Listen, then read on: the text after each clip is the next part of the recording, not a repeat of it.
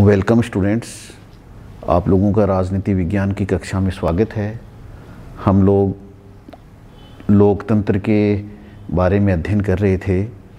तो लोकतंत्र के बारे में एक सामान्य जानकारी प्राप्त करने के पश्चात लोकतंत्र का विकास कैसे हुआ इसके बारे में हम आज अध्ययन करेंगे।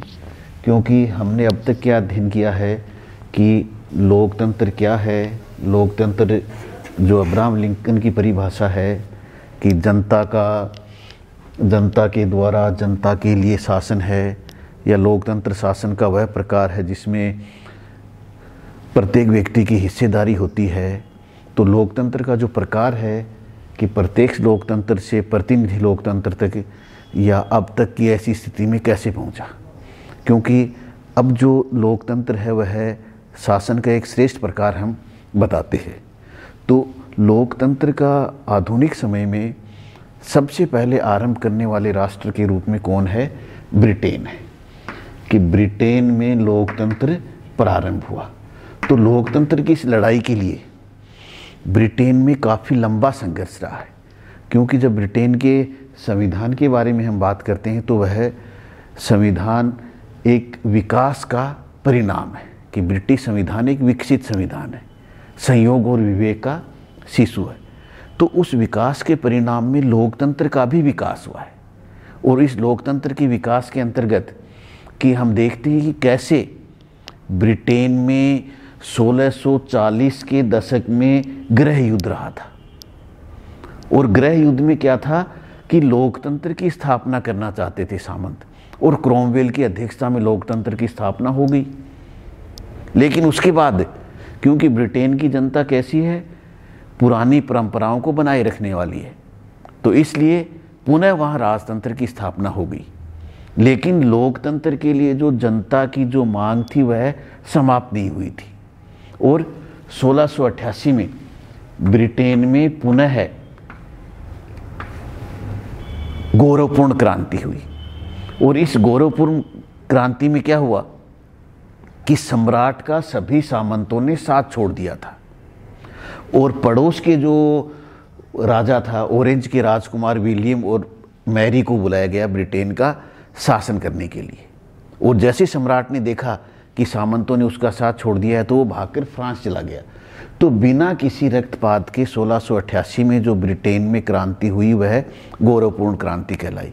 और फिर 1689 में क्या हुआ, एक बिल ऑफ राइट्स अधिकार पत्र पर हस्ताक्षर हुए। इस बिल ऑफ राइट्स अधिकार पत्र पर हस्ताक्षर होने से ब्रिटेन में जो है नए युग का आरंभ हुआ कि इसमें संसद का अधिवेशन बुलाना आवश्यक होगा। संसद की स्वीकृति के बिना राजा कोई कर नहीं लगा सकेगा, स्वयं की कोई अपनी सेना नहीं रख सकेगा। अर्थात संसदीय शासन व्यवस्था या जो प्रतिनिधियों की स्वीकृति की जो आवश्यकता है वह बिल ऑफ राइट्स के द्वारा जो 1689 में हुई। और उसके पश्चात तो तब क्या, जनता की स्वीकृति के आधार पर संसद में कौन लोग, जनता के प्रतिनिधि, और जनता के प्रतिनिधियों से सलाह मशविरा के आधार पर राजा को कार्य करना आवश्यक है। और वह राजा ने उस पर बिल ऑफ राइट्स पर हस्ताक्षर कर दिए। क्योंकि शर्त क्या थी सामंतों की गौरवपूर्ण क्रांति के समय कि जो राजा है उसे संसद की बात माननी होगी। और इस शर्त के आधार पर उसने सत्ता प्राप्त की। इसलिए और इसके पश्चात कि जब हम लोकतंत्र के विकास की बात करते हैं तो विकास के इसके पश्चात अमेरिका की क्रांति या अमेरिका की स्वतंत्रता, कि अमेरिका की स्वतंत्रता के समय भी जब 1774 में 1776 में जब अमेरिका स्वतंत्र हुआ तो उस समय हम क्या देखते हैं कि अमेरिका ने भी स्वतंत्रता के आधार पर, समानता के आधार पर अपना जो है स्वतंत्रता का आंदोलन चलाया और स्वतंत्र हुआ। और उसके पश्चात स्वतंत्रता, समानता और बंधुत्व के आधार पर फ्रांस की क्रांति। तो इन क्रांतियों का जो आधार है या जो विकास है किस आधार पर हुआ, कि इनका इस आधार पर हुआ कि लोकतंत्र की स्थापना के लिए। तो इस प्रकार जो लोकतंत्र है उसकी जो विकास यात्रा है ये प्राचीन समय में ब्रिटेन से आरंभ होकर धीरे धीरे समस्त जो विश्व है उस विश्व के सभी देशों में पहुंच गई।